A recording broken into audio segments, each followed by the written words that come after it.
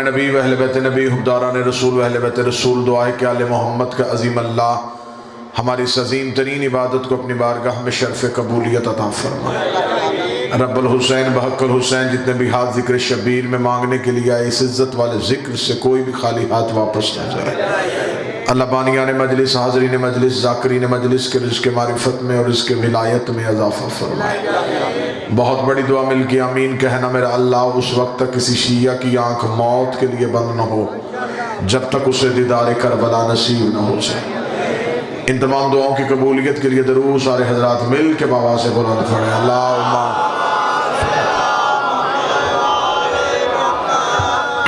اجازت ہے ذکر شروع کیا جا سکتا۔ جھوٹ کے سمندر میں تھپیڑے کھاتی ہوئی انسانیت جس سچائی کے جزیرے پہ آ کر سکون محسوس کرتی ہے اسے مجلس حسین کہتے ہیں۔ بسم اللہ۔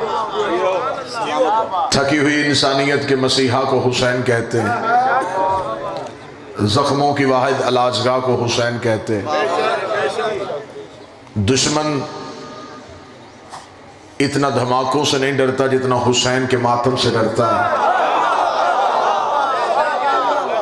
کیونکہ ماتمی کا ہاتھ سینے پہ بعد میں لگتا ہے، وقت کے یزید کے چہرے پہ تماچا پہلے لگ جاتا ہے۔ عزاداری و حسین سے دشمن کل بھی خوف زدہ تھا، آج بھی خوف زدہ ہے اور ہمیشہ خوف زدہ رہے گا، کیونکہ حسین نے اپنی قوم کو جینا سکھایا۔ یہ پوری کائنات کا واحد لیڈر ہے جس نے اپنی قوم کو جینا بھی سکھایا اور مرنا بھی سکھایا ہے۔ حسین نے زمانے کو بتا دیا ہے کہ مر کے جینا ہی اصل جینا ہوتا ہے، جینا اصل جینا نہیں ہوتا، مر کے جینا اصل جینا ہوتا ہے۔ حسین نے کہا یزید مٹ گیا، میرا جان آج بھی زندہ ہے۔ عمر ابن سعد مر گیا، حبیب ابن مظاہر آج بھی زندہ ہے۔ تختوں والے چلے گئے، بختوں والے زندہ ہیں۔ بھونکنے والے چلے گئے، سجدے کرنے والے آج بھی زندہ ہیں۔ لہٰذا کبھی بھی میری قوم کا نوجوان، میری قوم کا بچہ اس چیز سے نہ گھبرائے کہ ہم تھوڑے ہیں تو شاید ہمیں خاموش زندگی گزارنی چاہیے۔ مزہ اسی زندگی کا ہے، حکومت یزید کی ہو، راج حسین کا ہو۔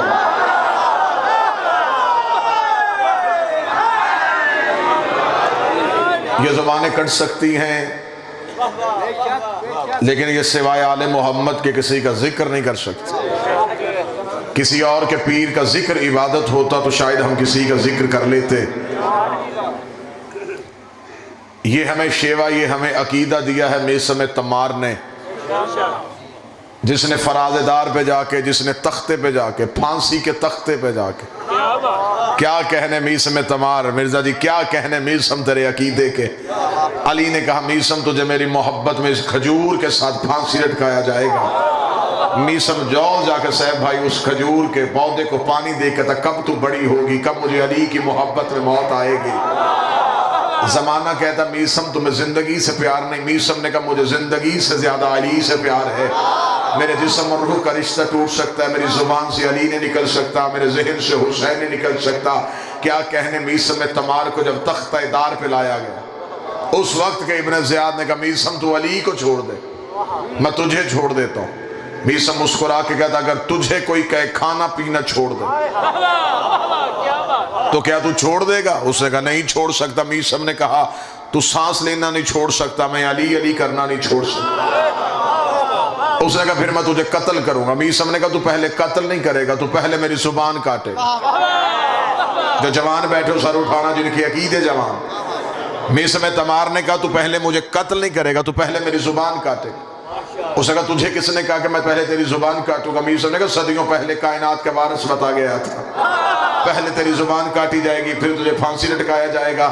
تو تیرے جیسا کتا ہزار میرے لیے موت کا حکم دے، جب علی کہہ کے گیا ہے کہ پہلے زبان کاٹی جائے گی تو جب لسان اللہ نے کہا ہے کہ پہلے زبان کاٹی جائے گی تو تیری کیا جرت ہے کہ تو پہلے میری گردن کاٹے، تو پہلے میری زبان کاٹے گا؟ ابن زیاد نے کہا اگر علی نے کہا ہے کہ پہلے تیری زبان کاٹی جائے گی تو ٹھیک ہے، پہلے میں تیری گردن کاٹوں گا تاکہ علی کا یہ فرمان غلط ثابت کروں، آنے والی نسلوں کو پتہ چل جائے کہ علی نوکروں کو جو پیغام دے کے جاتا ہے وہ غلط ہوتا ہے۔ تیرے ہاتھوں میں رسیاں، تیرے پاؤں میں زنجیریں، تلوار میرے ہاتھ میں ہے، جلاد میرے قبضے میں ہے، میں چاہوں پہلے گردن کٹواؤں، پہلے ہاتھ کٹواؤں، پہلے پاؤں کٹواؤں۔ تو کہتا ہے کہ پہلے میری زبان کاٹی جائے گی، میں پہلے تیری گردن کاٹوں گا پھر تیری زبان کاٹوں گا تاکہ علی کے فرمان کو جھوٹا ثابت کروں۔ میسم تمار کے ہاتھوں میں رسیاں، پاؤں میں زنجیریں، کوفے کے مرکزی چوک میں میسم کو الٹا لٹکایا گیا۔ میسم نے کہا مرنے سے پہلے ایک دفعہ کوفے والوں کو اکٹھا کر میں کوئی بات کرنا چاہتا ہوں۔ ابن زیاد نے سمجھا کہ شاید معافی مانگے گا، علی کو چھوڑ دے گا۔ کوفے کے مرد و زن اکٹھے ہو کے کوفے کے چوک میں آ گئے۔ الٹا لٹکا ہوا تھا علی کا نوکر میسم تمار کے ہاتھوں میں رسیاں،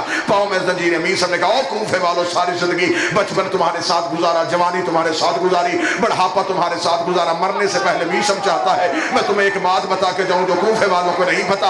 اتنا کہنا تھا، کوفے والوں نے کہا میسم وہ بات کون سی ہے جو کوفے کے مرد و زن نہیں جانتے؟ میسم نے کہا یہ جو مجھے مارنے کے لیے آئے میں تمہیں بتانا چاہتا ہوں، وہ جو ہاتھ میں تلوار لے کے کھڑا ہے یہ بیٹا کسی اور کا ہے، کہلواتا کسی اور کا ہے، وہ فلاں کا بیٹا ہے، وہ فلاں کا بیٹا ہے، وہ فلاں کا بیٹا ہے۔ میسم نے باپ گرنے شروع کر دی، ہر بندے نے چہرے چبانے شروع کیے۔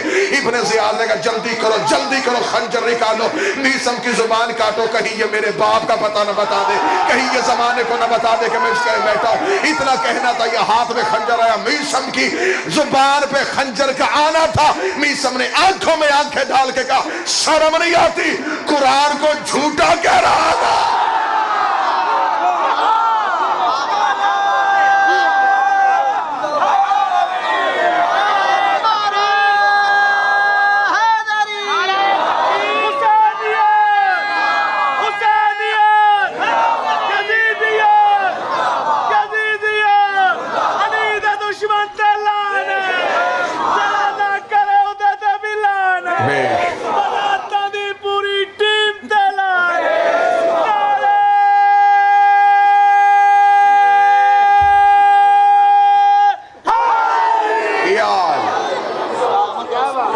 بسم اللہ، میسم تمار بتا گئے، میسم تمار بتا گئے، ذکر زندہ رہے گا۔ کیا کہنے مختار سقفی تیرے،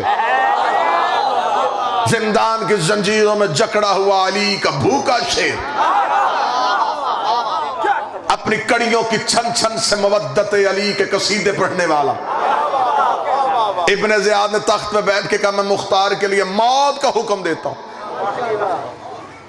نواز بھائی، موت کا حکم آنا تھا، 70 بندے مختار کو قید خانے سے لینے کے لیے چلے،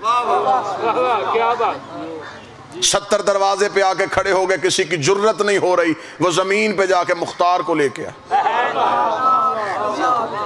مرضی اٹھا مختار، 17 سیڑھیاں عبور کی، زندان کا دروازہ کھلا، مختار کی نظر سورج پہ پڑی۔ مختار نے ایک دفعہ سپاہی دیکھے، سپاہیوں کے ہاتھوں میں ننگی تلواریں دیکھیں۔ مختار نہ تلواروں سے ڈرا نہ سپاہیوں سے خوف زدہ ہوا۔ مختار کہتا اکیلے کو لینے کے لیے اتنے کیوں آ گئے ہو، اکیلے کو لینے کے لیے اتنے زیادہ کیوں آئے ہو؟ انہوں نے کہا اس لیے کہ تو علی کی فوج کے جرنیل تھا، تو علی کا ایک کمانڈر ہے، تو علی کا ایک جانور سپاہی ہے، اس لیے ابن زیاد نے کہا زیادہ تعداد میں جاؤ۔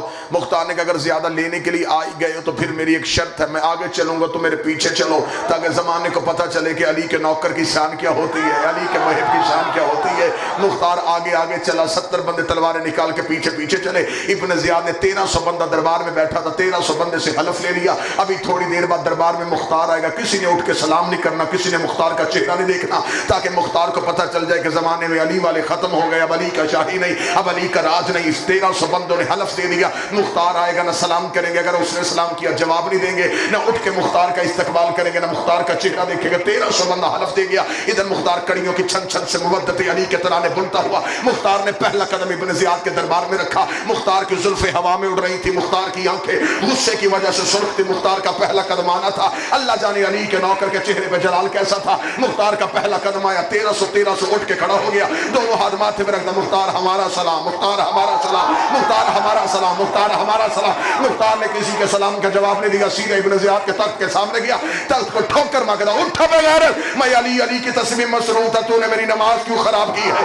جتنا کہنا تھا اس نے کہا, مختار میں تیرے لیے موت کا حکم دیتا ہوں. موت کا نام آنا تھا. مختار نے ایک دفعہ ابن زیاد کا چہرہ دیکھا, مختار نے ناد علی پڑھ کے انگڑائی لی, پورے جسم کے زیور ٹوٹ کے زمین پہ گرے. مختار نے بڑھ کے 4 چکر دربار کے لگائے, پورا دربار خالی ہو گیا. مختار نے ایک سپاہی سے تلوار کو کھینچا, تخت کے اوپر گیا, تخت پہ جا کے ابن زیاد کو پاؤں کی ٹھوک کر کے نیچے رکھا. مختار نے ابن زیاد کے سینے پہ اپنا قدم رکھا, اپنی تلوار کی نوک کو مختار نے ابن زیاد کی شانک پہ رکھا. تو میرے لیے موت کا حکم دیتا ہے, میں ابھی بچہ تھا, کل کی خبریں دینے والے علی نے, نبوت کے وارث علی نے, شریعت کے وارث علی نے, کعبے کے مالک علی نے, نوح کے استاد علی نے, جبریل کے ٹیچر علی نے میرے گھنگریالے بالوں کو بوسہ دے کے کہا تھا, ایک وقت آئے گا تو تخت پہ حکومت کر کے 1,46,000 دشمن علی مارے گا. میں نے تیرے جیسا کتا ایک نہیں مارا, مجھے موت کیسے آئے؟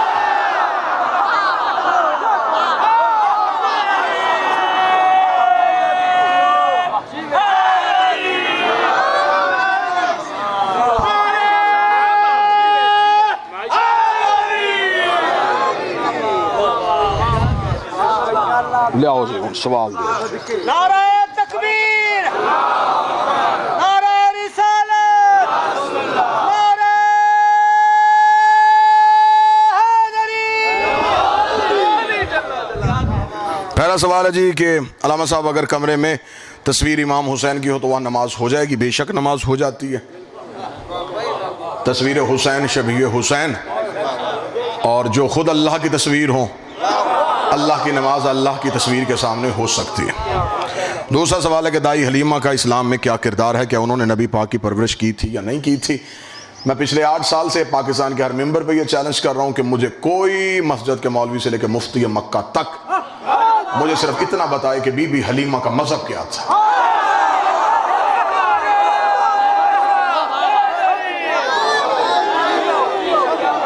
پہلے یہ بتائیں بی بی حلیمہ کا مذہب کیا تھا, کس کی بیٹی تھی, کس خاندان سے تھی, شادی کہاں ہوئی تھی, بچے کتنے تھے, رہتی کہاں تھی, مرنے کے بعد قبر کہاں ہے؟ پہلے یہ بتا بی بی حلیمہ کا مذہب کیا تھا. اگر تو کہے گا مسلمان ہے تو میں مولوی کی گردن پہ ہاتھ رکھ کے پوچھوں گا, تو کہتا کہ نبی خود نبی نہیں تھا. تو جب نبی خود نبی نہیں تھا تو یہ بی بی کس کا کلمہ پڑھتی تھی؟ اگر وہ کہے گا یہ نبی کا کلمہ نہیں پڑھتی تھی, پھر میں قرآن اس کے سر پہ رکھ کے کہوں گا کہ اگر وہ بی بی نبی کا کلمہ نہیں پڑھتی تھی, قرآن کہتا وہ حرمنا علیہ المراضع, ہم نے حرام کر دیا تھا دائیوں کا دودھ, موسیٰ پہ ڈوب کے مر جا. موسیٰ نوکر ہے, یہ سردار ہے, موسیٰ ریت ہے, یہ آقا ہے. 3 دن کا موسیٰ دائی کا دودھ نہیں پیتا, سردار کو پتہ ہی نہیں تھا کہ حلال کیا ہے حرام کیا. بسم اللہ.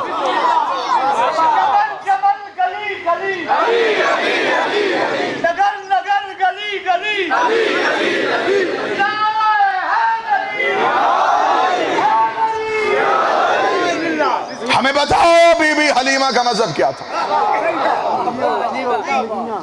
اگر اس نبی کو دودھ پلایا ہے, پھر اپنی کتابوں میں لکھا انہوں نے کہ یہ نبی کو دودھ پلانے کے لیے آئی تھی, بی بی کی اونٹنی کمزور تھی, خود بی بی بیمار رہتی تھی, جب نبی کو اٹھایا اونٹنی صحت مند ہو گئی, بی بی تندرست ہو گئی, بی بی گھر میں گئی, بکریاں دودھ نہیں دیتی تھی, نبی آ گئے انہوں نے دودھ دینا شروع کر دیا.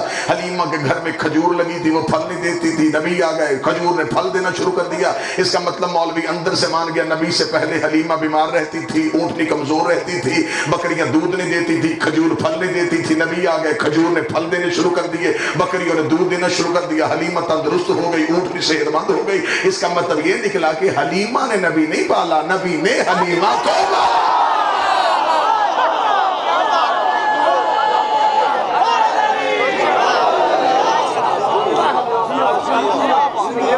نبی کبھی بھی کسی کافر کے گھر سے رزق نہیں لیتے. صرف یہاں پہ مجبوری تاریخ کے مورخ کی یہ بنی کہ اگر وہ یہاں یہ نام نہ لکھتا تو پھر لکھنا پڑتا کس نے پالا.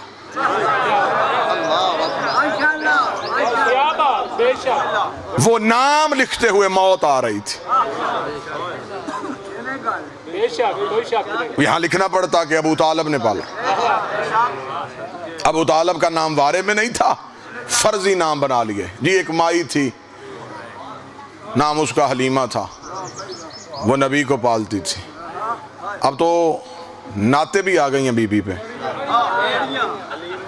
تیری بکریاں نو پاواں گی میں چارہ, حلیمہ میں نو نار رکھ لے. کاش وہ مجھے شاعر مل جائے یا نعت خان مل جائے, میں ایک دفعہ اس سے پوچھوں صحیح کہ تیرے پروگرام کیا ہیں, چاہتا تو کیا ہے, کیوں بی بی حلیمہ کی بکریوں کو تو چارہ ڈالنا چاہتا ہے؟ وہ کہے گا اس لیے ڈالنا چاہتا ہوں کہ یہ بی بی جو ہے یہ نبی کی کنیز تھی, حد ہو گئی ہے, نوکرانی کی بکریاں چار سکتا ہے, محمد کے بیٹے کا ذوالجلال نہیں چھوڑ سکتا.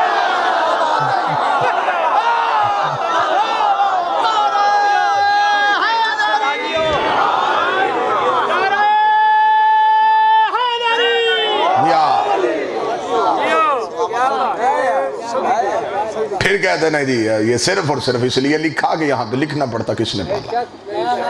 حضرت ابو طالب کا نام چھپا دیا, حلیمہ کا نام لکھ دیا. بتاؤ کس نے پالا؟ جی سرکار حضرت ابو طالب. نہیں جی وہ حضرت ابو طالب نے کلمہ نہیں پڑھا تھا. کلمے کو کیا ضرورت تھی کہ وہ کلمہ پڑھتا؟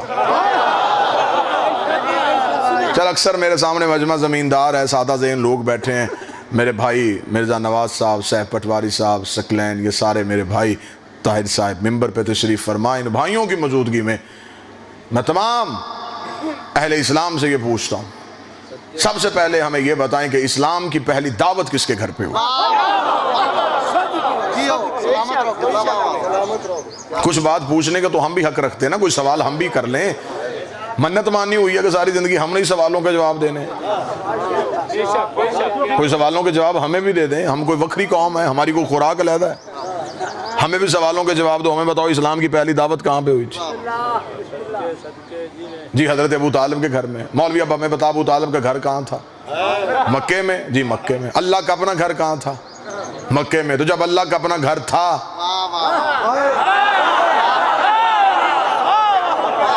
جب اللہ کا اپنا گھر تھا تو بات ابو طالب کے گھر میں کیوں ہوئی؟ اللہ کو چاہیے تھا اسلام کی پہلی دعوت تھی, خدا اپنے گھر میں کروا دیتا, نبی سے کہہ دیتا ہمیں کیا ضرورت ہے. جب ابو طالب نے کلمہ ہی نہیں پڑھنا تو ہمیں کیا ضرورت ہے ہم ابو طالب کے گھر میں اسلام کی پہلی دعوت کریں. دعوت میری ہے, میرے گھر میں ہونی چاہیے, بات میری ہے, میرے گھر میں ہونی چاہیے. میں نے کعبہ جو بنوایا, دو نبیوں سے اللہ اپنا گھر جو بنوایا ہے, تو ایسے کر 40 کافروں کو لے کے میرے گھر آ جا, میرے گھر پہ آ کے بیٹھ کے میری وحدانیت کی بات کر, اپنی رسالت کی بات کر. لیکن حد ہو گئی, بات اللہ کی تھی ہو ابو طالب کے گھر رہی ہے, بات رسول کی تھی ہو ابو طالب کے گھر میں رہی ہے. جب ہم نے مولوی سے پوچھا کہ بات اللہ کی تھی, اللہ کے گھر میں کیوں نہیں؟ انہوں نے کہا مجبوری یہ تھی کہ اللہ کے گھر میں بت پڑے تھے, اللہ کے گھر میں بت پڑے تھے, اللہ کے گھر میں بت پڑے تھے, اللہ کے گھر میں بت پڑے تھے. آپ نے ذاکر دیکھنا, میں آپ کا چہرہ دیکھ رہا ہوں. اللہ کے گھر میں بت پڑے تھے, اللہ کے گھر میں بت پڑے تھے, اللہ کے گھر میں بت پڑے تھے.